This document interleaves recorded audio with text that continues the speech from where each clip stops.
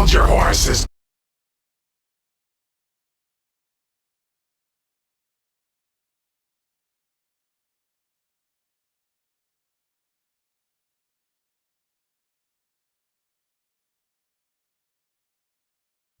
Hold your horses, Purple. You ain't going nowhere.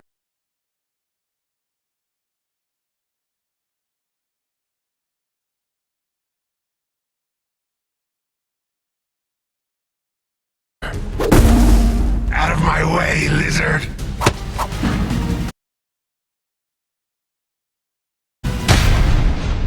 Green, I'm warning you. Step aside.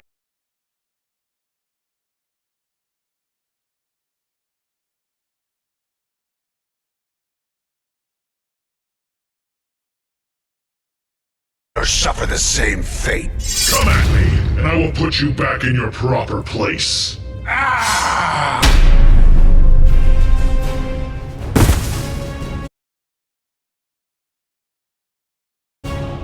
You're all just stepping stones. I won't rest until I reach him. Then you'll have to go through me. You don't understand. I had no choice. There are things about this place that you don't know, Blue.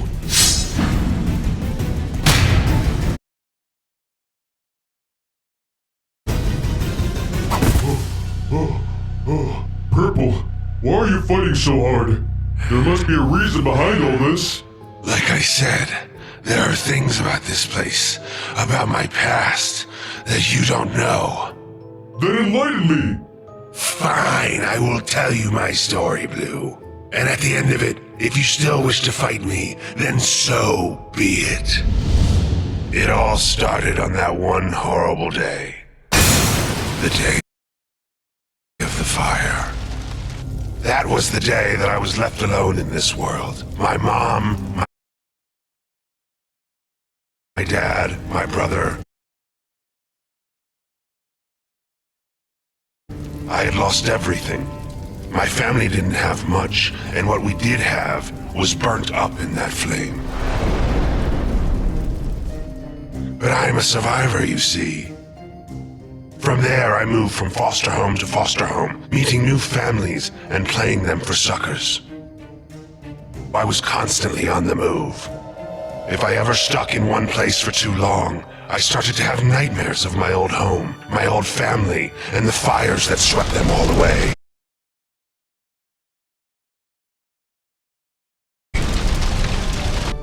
Because of my tendency to move around, the school systems didn't know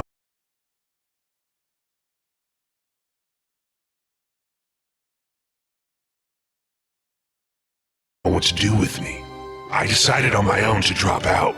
From there, I became something of a street rat, robbing what I could from rich passerby, enough to survive, and perhaps a little more.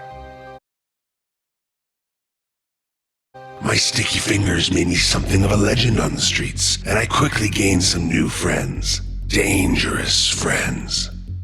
We had a solid crew going, but as our power grew, so did that of our rivals.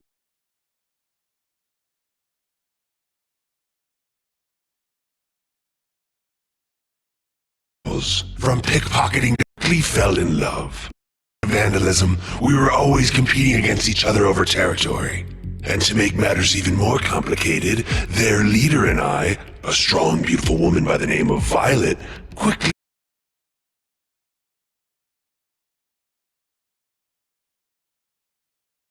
fell in love. Eventually, she even became my wife. Hold up, you were married? Like I said, there are things about my past you didn't know about. Our romance was done in secret to not anger either side.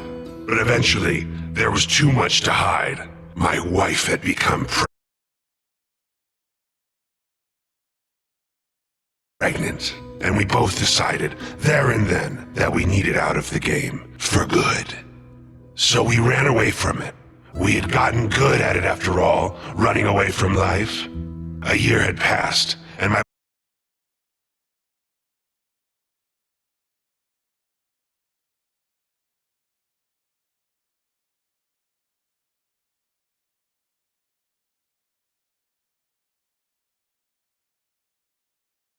wife gave birth to a beautiful baby girl.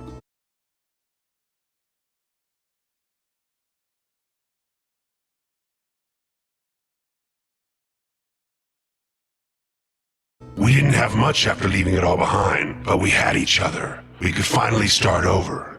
Unfortunately, life had other plans for us. One day, my wife's old group caught up to her as she was buying groceries. They didn't take kindly to what they called deserters and decided to teach her a lesson. She didn't come home that night or any night after. She was gone, and I was left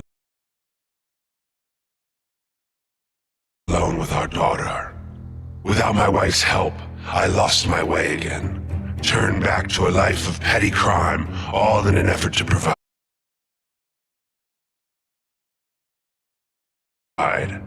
It was all I knew.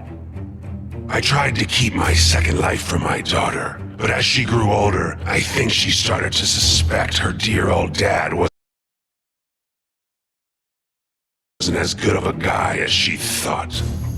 Nevertheless, we managed to eke out a humble life for ourselves, even as I struggled to make ends meet.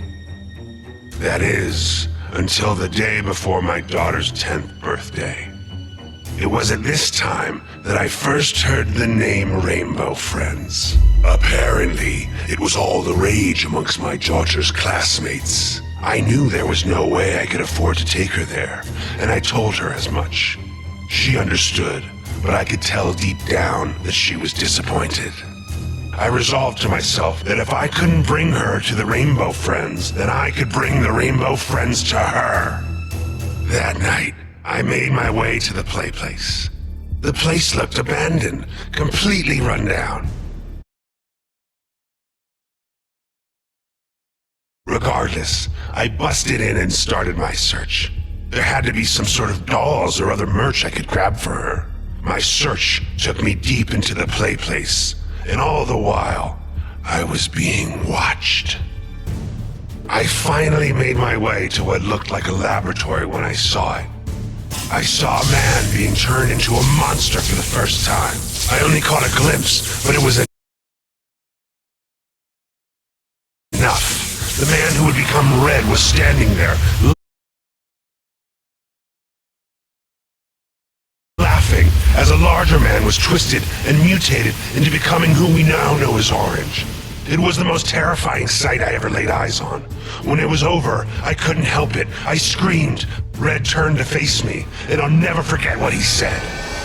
Ah, do you want to become my friend too? I ran, but I didn't know where I was going, whereas he knew the facility like the back of his hand. So I ducked into a vent. I sat there in the darkness for a moment until I heard a flame flicker to life. I turned, only to come face to face with the man once more. Boo.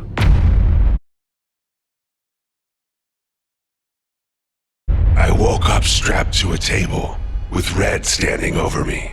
He was holding a binder, full of pictures of me, my wife and my daughter. My, what a tragic life you've led up to this moment, my friend. I am truly sorry. Can it? You're no friend of mine. Temper. Relax. I'm going to offer you a deal, and I highly suggest that you take it.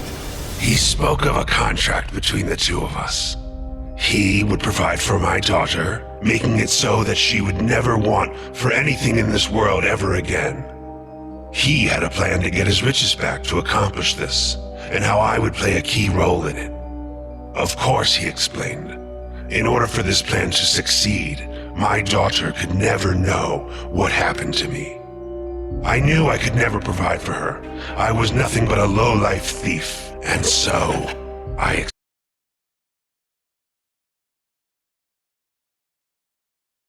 accepted the terms. It was over in a flash. I might have screamed, but I can hardly remember. Before I knew it, my limbs had grown long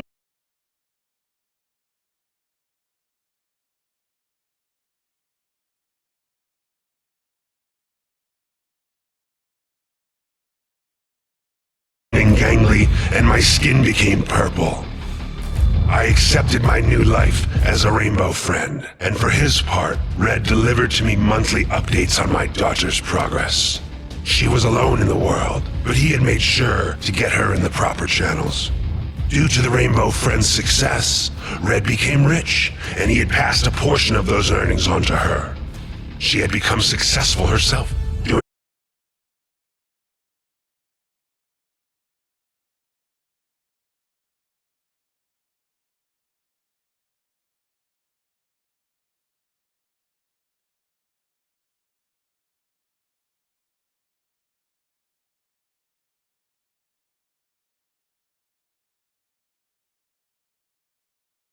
doing well in school, sports,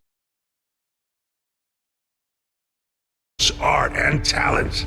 My little girl had it all. He kept his word, or so it seemed. One day, as we were entertaining the guests as usual, I saw her, my daughter, now fully grown up. She looked just like her mother. I couldn't believe my little daughter had turned into the successful woman that stood before me. And yet, I couldn't bear to face her, so I hid.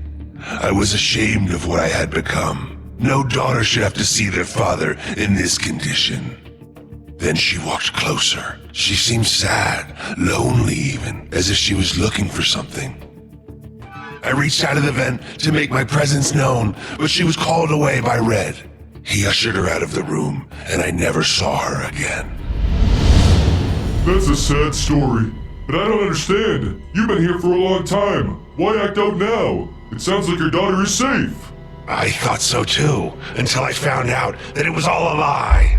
You might recall the police officers that were investigating this place. Well, turns out they were looking for missing persons. Among those missing was my little girl. He lied, Blue. He didn't take care of her. He turned her into another one of his friends.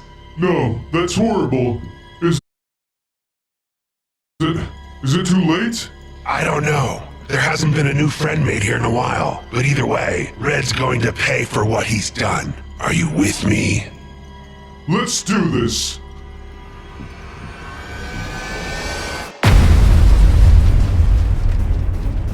Red! We gotta talk. Yeah! Ah, Purple. I was hoping you would join us. Us? Let me go! Please! No, you monster! Let her go! Wait, that voice. Dad? Well, Purple, aren't you going to answer her? Come on, buddy. You can do this. It's me, sweetie. Dad, you're alive. I thought you... I'm so happy you're okay. You are? I'm so sorry. I tried to make your life better, and all I did was ruin everything. Nonsense. For you see, now you can be together forever. No, Blue! I'm on it.